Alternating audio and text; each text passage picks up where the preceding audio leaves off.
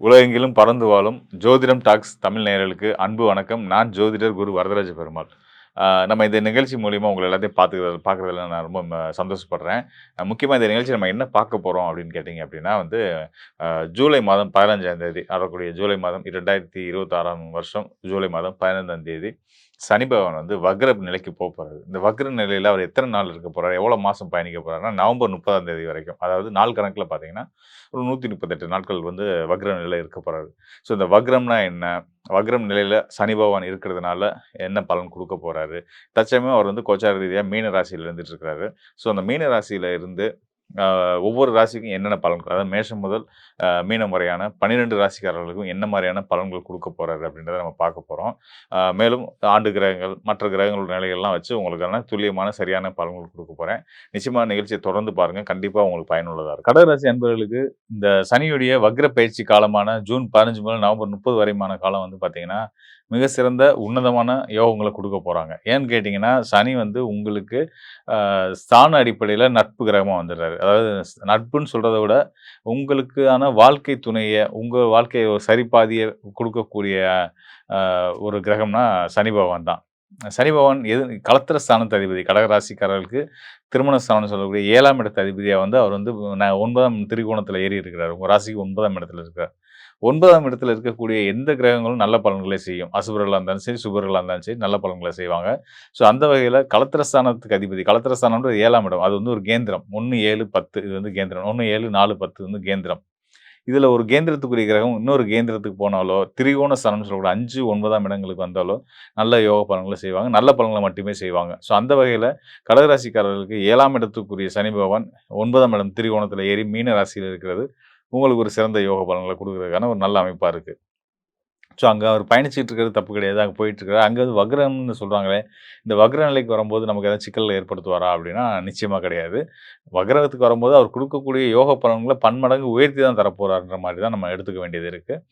அதாவது ஜூன் 15ஆம் தேதியிலிருந்து நவம்பர் 30ஆம் தேதி வரையுமான இந்த காலகட்டத்தில வந்து, சனியால நல்ல யோகங்கள அடையக்கூடிய ஒரு ராசிக்காரர்களா கடக ராசிக்காரர்கள் இருந்துட்டு இருக்கிறாங்க.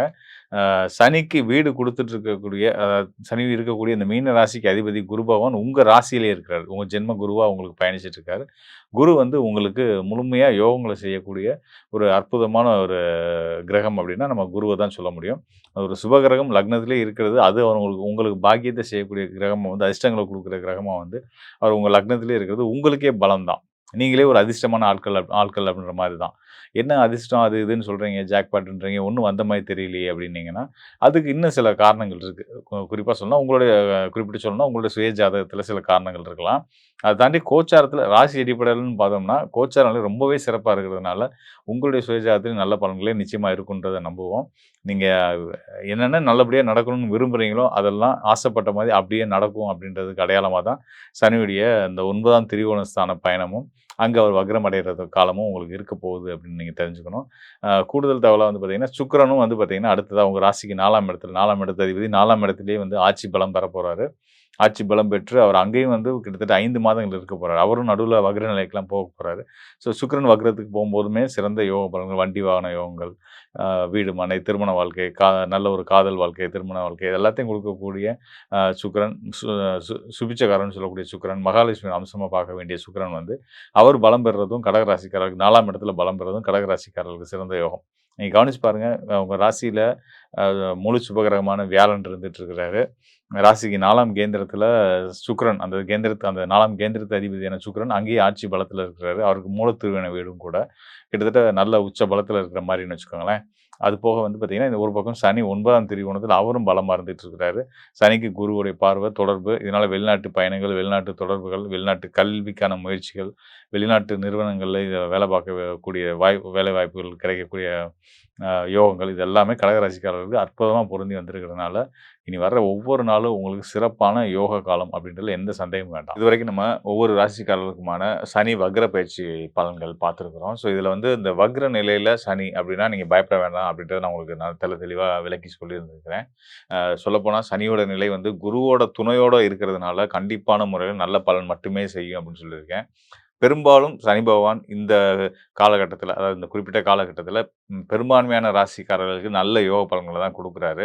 நம்ம இத எப்படி பயன்படுத்திக்க போறோம்? அந்த கோச்சார பலன் அப்படின்றது மனம் சார்ந்த, அதாவது சந்திரன் அடிப்படையா வச்சு சொல்றதுனால, சந்திரன் மனோகாரகனா வரதுனால, இந்த குறிப்பிட்ட காலகட்டத்தில நம்மளுடைய மனநிலைய எப்படி வச்சுக்கிட்டா சனியால நம்ம ஆதாயம் அடையலாம் அப்படின்ற விஷயத்தையுமே நம்ம உங்களுக்கு டீட்டெயிலா சொல்லியிருக்கேன்.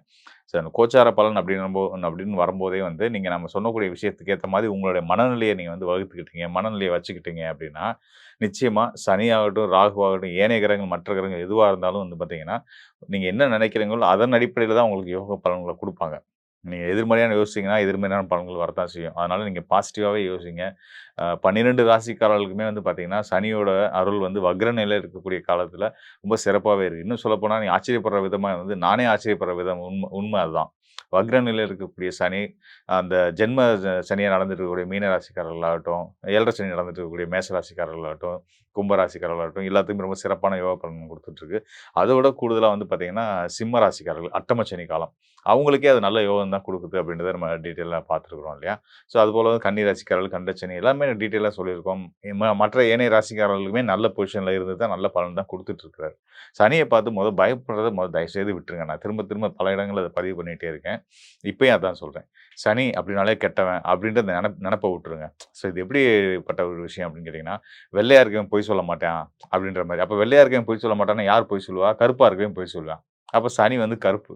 ஸோ, அவர் தான் கெட்டவன்னு மைண்ட்ல நமக்குலாம் ஃபிக்ஸ் ஆகி வச்சிருக்கோம் பாருங்க. அந்த எண்ணத்த தயவுசெய்து எடுத்து தூக்கி போட்டுருங்க. அந்த எண்ணத்த தூக்கி போட்டீங்கனாலே, உங்களுக்கு நம்ம சனியால எவ்வளோ ஆதாயம் அடையறோம், எவ்வளோ நல்லது நமக்கு நடந்துகிட்டு இருக்கு அப்படின்ற ஒரு உண்மை தெரிய வரும். ஸோ, அது தெரிஞ்சு சனி வந்து ரொம்ப நல்ல கிரகங்கள். உண்மைய சொல்லப்போனா வந்து, அவர மாரி வந்து நியாயத்துக்கு கட்டுப்பட்டு, வேண்டியவன், வேண்டாதவன், பணக்காரன், ஏழை, ஏழை அப்படிலாம் இல்லாம, எந்தவித பாகுபாடும் இல்லாம, மனிதர்களுக்குள்ள எந்தவித பாகுபாடும் இல்லாம, இன்னும் சொல்லணும்னா உயிர்களுக்குள்ள எந்த பாகுபாடும் இல்லாம, சமத்துவமா எல்லாத்தையுமே பார்க்கக்கூடிய ஒரு மனநிலைய குடுக்கக்கூடியவர். அவர் நீதிமானும் கூடயா. அதனால வந்து தப்பு யார் பண்ணாலும் தப்பு அப்படின்றத ஸ்ட்ராங்கா சொல்லக்கூடிய அந்த தைரியம் வந்து சனியுடைய ஆதிபத்திய பலம் பெற்றவர்களுக்கு நிச்சயமா இருக்கும். ஸோ, அந்த வகையில இதெல்லாம் வந்து சனியோட இயல்புகள். நம்மளுடைய ஆயுள் காரகனும் சனி தான். உழைப்பு தான் வந்து நமக்கு வந்து ஆ தெய்வம்ன்ற அளவுக்கு நம்ம சொல்லலாம். பெரியவங்க அப்படிதான் சொல்லியிருக்காங்க. "நீ உழைச்சா நீ பொழைக்கலாம். நீ உழைச்சா நீ சாப்பிடலாம்." அப்படின்னு தான் சொல்லியிருக்காங்க. அந்த வகையில வந்து ஒரு உழைப்பு நல்லா இருக்கணும் அப்படின்னாலும், அதையும் தீர்மானிக்கிறது சனி பகவான் தான். ஸோ, இந்த எல்லா வகையிலயுமே வந்து சனி பகவானுக்கு நெறைய நல்ல பண்புகள் இருக்கு. ஸோ, அதெல்லாம் எடுத்துக்கிட்டு நம்ம வந்து அத அதெல்லாம் நமக்கு கிடைக்கணும்னு சனி பகவான்ட்டருந்து கிடைக்கணும்னு நம்ம மனசுல வேண்டிக்கிட்டு, நெனச்சுக்கிட்டு வாழ ஆரம்பிச்சோம் அப்படின்னாலே, இதெல்லாம் அவர் தான் குடுக்குறாரு அப்படின்ற உண்மையெல்லாம் அவங்களுக்கு புரிய ஆரம்பிச்சுச்சு அப்படின்னாலே வந்து, உழைச்சா தானங்க காசு வரும், பணம் வரும். பணம் தானங்க எல்லாமே. உங்களுக்கு பணம்ன்றது குருன்னு எடுத்துக்கிட்டீங்க அப்படின்னா, அந்த பணம் வர வைக்கிற வழியே வந்து சனி பகவான் தானே. அப்படிப்பட்ட சனி பகவான நம்ம கெட்டவன்னு எப்படி நெனைக்க முடியும்? நம்ம உழைப்ப தப்புன்னு நம்ம எப்படி சொல்ல முடியும்?